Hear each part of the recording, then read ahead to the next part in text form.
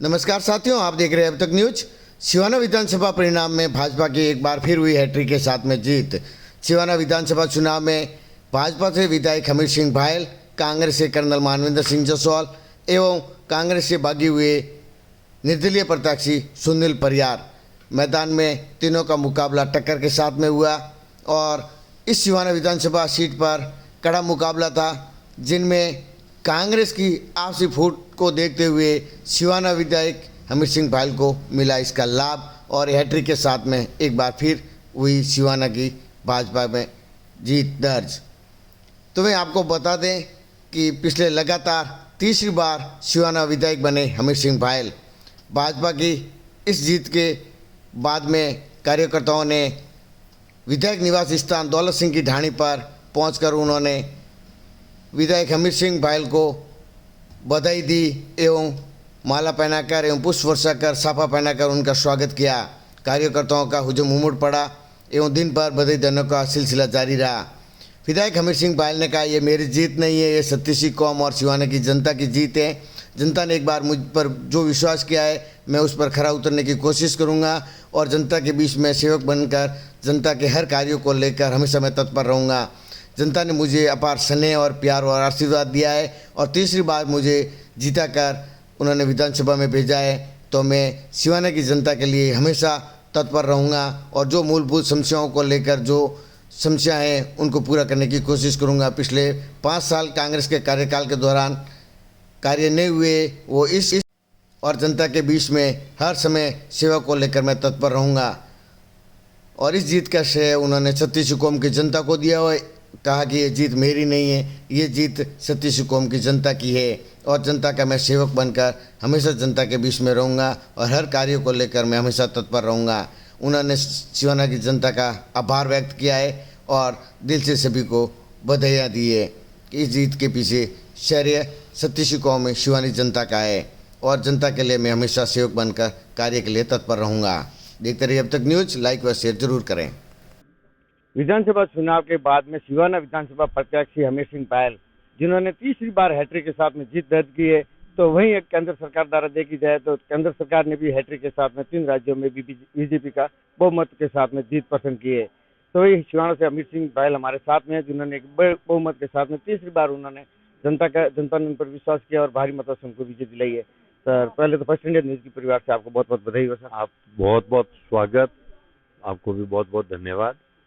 Sir, जो तीसरी बार अब की बार केंद्र सरकार भी 3 राज्यों में पूर्ण बहुमत के साथ में हैट्रिक बनाई है और आपने भी एक हैट्रिक बनाई है पिछले तीसरी बार कार्यकाल के दौरान, तो इस बार क्या कहना चाहेंगे इसको लेकर सर? ये हमारे परम आदरणीय परम श्रद्धेय लौह पुरुष भारत के प्रधानमंत्री जी है, ये हैट्रिक इस हिंदुस्तान में लगती रहेगी। उनका जो काम करने का तरीका है, जन के साथ में, देवतुल्य जनता के साथ में, बिना भेदभाव सबको साथ में लेके चलना, जो स्कीम लागू करते हैं सब पे एक टेल पे बैठा हुआ व्यक्ति पे भी लागू होती है। उसका करिश्मा है कि 3 राज्यों में हैट्रिक लगाना।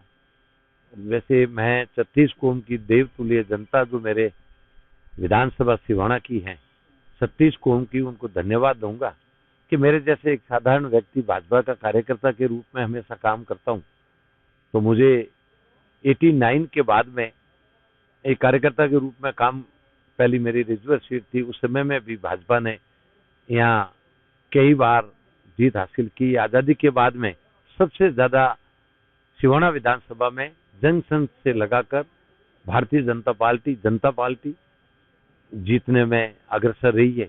तो ये देवतुल्य जनता का ही एक आशीर्वाद है। मुझे 2013 में, 2018 में और 2023 में भी जनता की मेहरबानी से जो सफलता मिली है, एक राजस्थान की बड़ी पंचायत में जाने का अवसर दिया है, मैं उनका शुक्रगुजार हूं और उनको बहुत बहुत साधुवाद धन्यवाद देता हूं।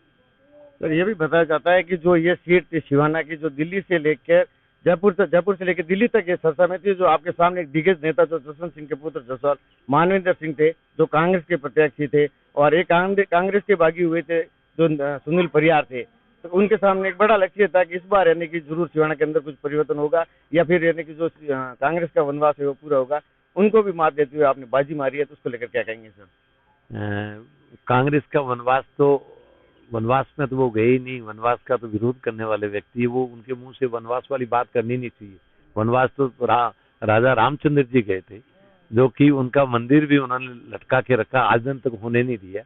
मैं धन्यवाद दूंगा भारतीय जनता पार्टी को और मोदी जी को कि राम मंदिर भी जनवरी में 22 जनवरी को प्राण प्रतिष्ठा होकर तैयार हो रहा है। जो वनवास और उनके कोई लेना देना नहीं, उनके वो एक वर्ग का विशेष ख्याल रखते हैं, इसके अलावा नहीं। पर ये जरूर मैं कहूंगा कि इस बार जो सिवाना की देवतुल्य जनता ने जो निर्णय किया है, एक तो अपने आप में सिवाना में कम से कम 4 साल से मिनी मुख्यमंत्री, जोधपुर का मुख्यमंत्री, मतलब अशोक जी को जयपुर के मुख्यमंत्री कहते थे, आदरणीय सुनील जी परिहार जोधपुर के मुख्यमंत्री के रूप में या सिवाना में मुख्यमंत्री बन के घूम रहे थे। और इन्होंने जितना भी मुझे लगा कि उन्होंने किस तरीके से व्यवहार किया है, जो मैं उनको व्यवहार के हिसाब से तो नहीं कहूंगा, मतलब बड़े सुपर स्तंभ निकले कि काम कैसे होता है विधानसभा के द्वारा। और वो कहते थे ये काम मैंने करवा दिया और ये काम मैंने करवा दिया, अब क्या पता भगवान जाने। एक माननीय मानवेंद्र सिंह जी, जो कि हमारे भारतीय जनता पार्टी के स्तंभ के रूप में आदरणीय जसवंत सिंह साहब थे, उनके सुपुत्र हैं, वो भी भाजपा में मेरे बहुत करीबी साथी रहे हैं, अच्छे मित्र रिलेशन, या मैं परिवार भी कहूं तो कोई अछूता नहीं है। अब वो भी यहाँ पधार गए थे, तो अब जनता ने, देवतुल्य जनता ने जो किया है वो आपके सामने है। मैं उनके बारे में कोई तरह की टिप्पणी नहीं करूंगा। न उन्होंने इलेक्शन के दरमियान में कोई एक शब्द भी किसी के बारे में न तो उन्होंने कहा है न मैंने कहा है। और ये जनता की अपार, जनता की क्षमता होती है, जो जनता जिसको चाहती है उसको बड़ी पंचायत में भेज देती है।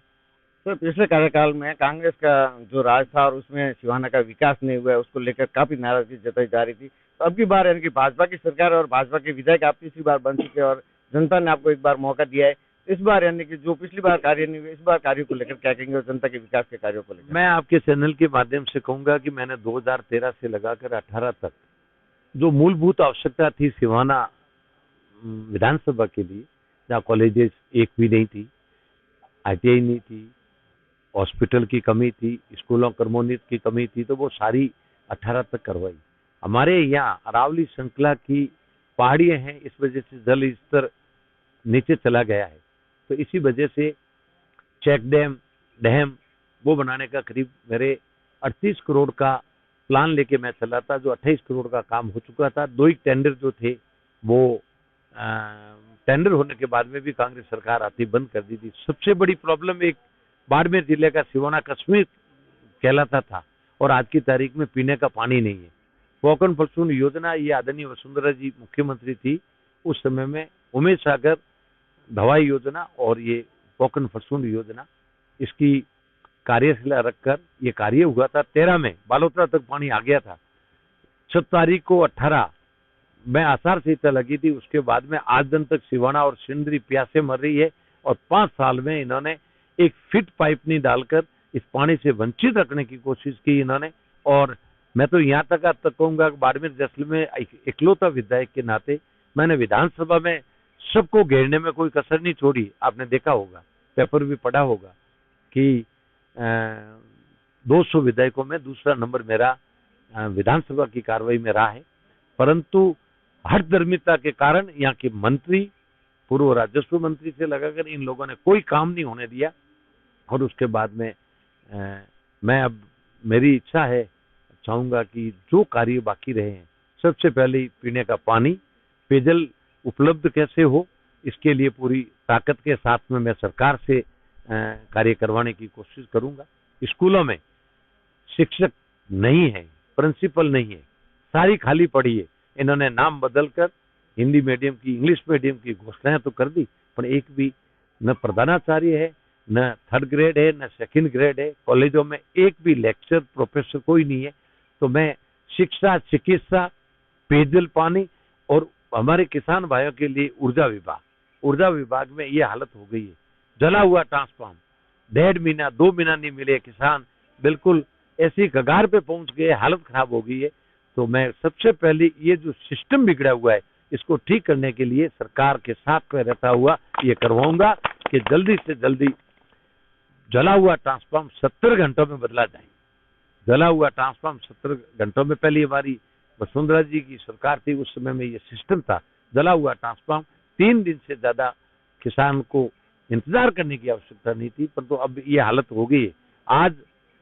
आज की तारीख में पादरू से लगाकर ऐसी हालत है कि 40 के ट्रांसफार्म जले हुए 20 से 25 दिन 30 दिन हो गए।